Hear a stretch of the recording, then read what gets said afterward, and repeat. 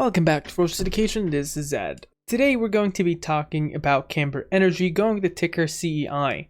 I did cover this one recently, but today we're going to dive a little bit further. First off, who are they? What is CEI? The Camber Energy is a growth-oriented diversified energy company.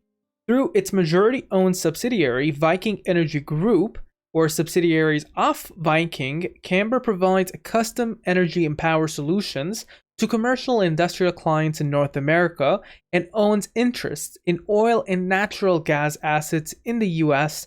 Viking also holds an exclusive license in Canada and a patented carbon capture system. So that has been part of what they've been releasing on news. On the 15th of February, for instance, they did close the acquisition of Viking Energy as it acquired a 51% interest in two entities that own intellectual property rights to fully developed, patent-pending, ready-for-market proprietary electric transmission and distribution. So basically, it's one of their companies, so this one would be the majority of their operations under Viking Energy, acquired two different entities underneath. So it's kind of an acquisition within an acquisition in a sense. Anyway, so there has been more of both common stock exchange and as well preferred stock and some cash as well involved in this transaction. The majority of it is common stock and preferred stock. Now, other things, for instance, including their New York Stock Exchange communication with some of the papers and delinquencies that they are solving. But another one here is Simpson Maxwell, which is a majority-owned subsidiary of Viking Energy Group, and is a leading manufacturer and supplier of power generation products, services, and custom energy solutions. Simpson Maxwell provides commercial and industrial clients with efficient, flexible, environmentally responsible, clean tech energy systems involving a wide range of products, including combined heat and power, Tier 4 final diesel and natural gas industrial engines, solar, wind, and storage. The company also designs and assembles a complete line of electrical control equipment, including switchgears, synchronization, and paralleling gear distribution, biofuel, and complete power generation production controls. So they had over 80 years of experience there. So basically, power generators is the main thing of Maxwell Simpson. Additionally here, through its wholly subsidiary owned Petrodome Energy LLC, Viking owns interests in certain oil and gas fields in Texas, Louisiana, and Mississippi. Proprietaries include active conventional oil and gas wells, along with development prospects. The well produce hydrocarbons from known reservoirs or sands in the onshore Gulf Coast region. So they do have actual ownings in terms of both oil and gas, and the prices have been skyrocketing recently for oil and gas. Now, Viking as well, through its wholly owned subsidiaries, Midcon Petroleum and Midcon Drilling LLC, owns working interest in certain oil leases in Kansas, which includes an undivided interest in all oil wells, equipment, and fixtures located upon the leased property. Applicable formations and zone include the Cherokee, the Conglomerate, the Viola, and the Simpson Sandstone at depths ranging from 600 feet to 3,300 feet. Other target formations and sands may include Arbuckle, Kansas City, Tapioca, Limestone, and Kinderhook. The majority of Viking's oil and gas assets are managed by its subsidiary, Petrodome Operating LLC, a licensed operator in applicable states. Now, this kind of gives you a bit of an overview into their recent operations. From a retail standpoint of view, there's not much going on other than just the normal kind of bashing between bulls and bears, but we're going to scoop right off there.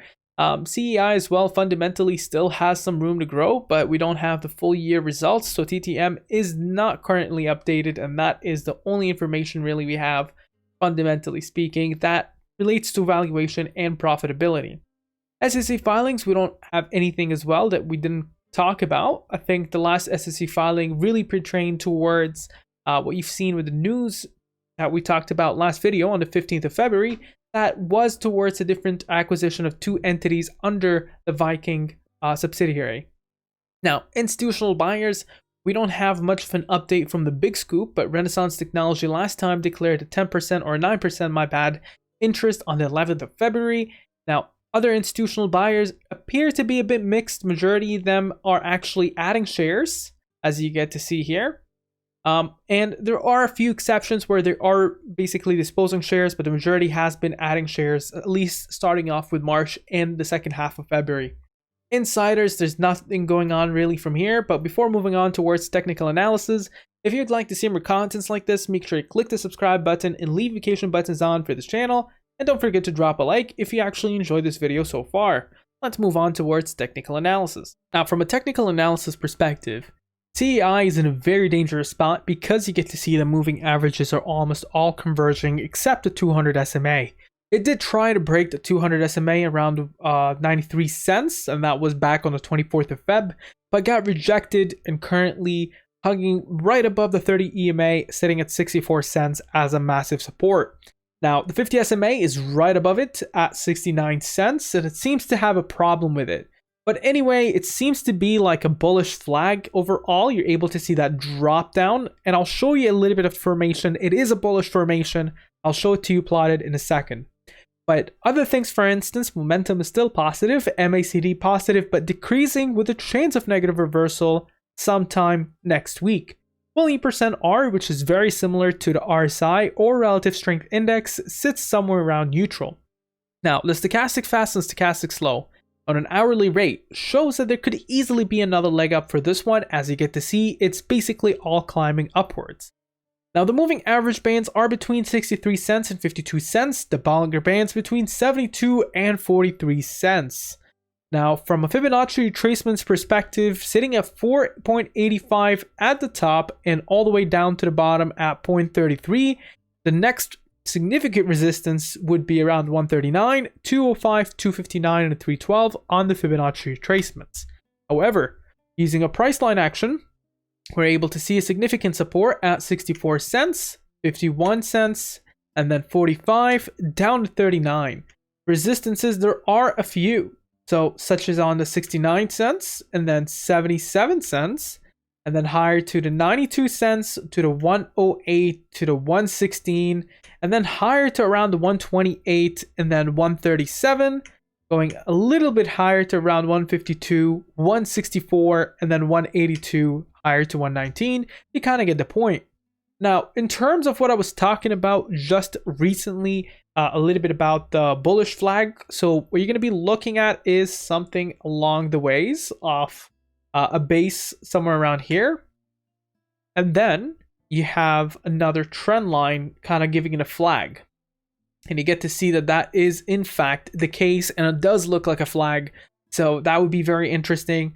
The massive support where I do imagine not breaking down below is 61 cents, but it's between 61 and 65 cents is where I expect it's mainly going to be trading for the next 24 hours, and it can easily break above, more on the bullish side if it does actually play this pattern. What do you think is going to happen here? Make sure to mention down in the comments below. Share, subscribe, and like, and have a wonderful day.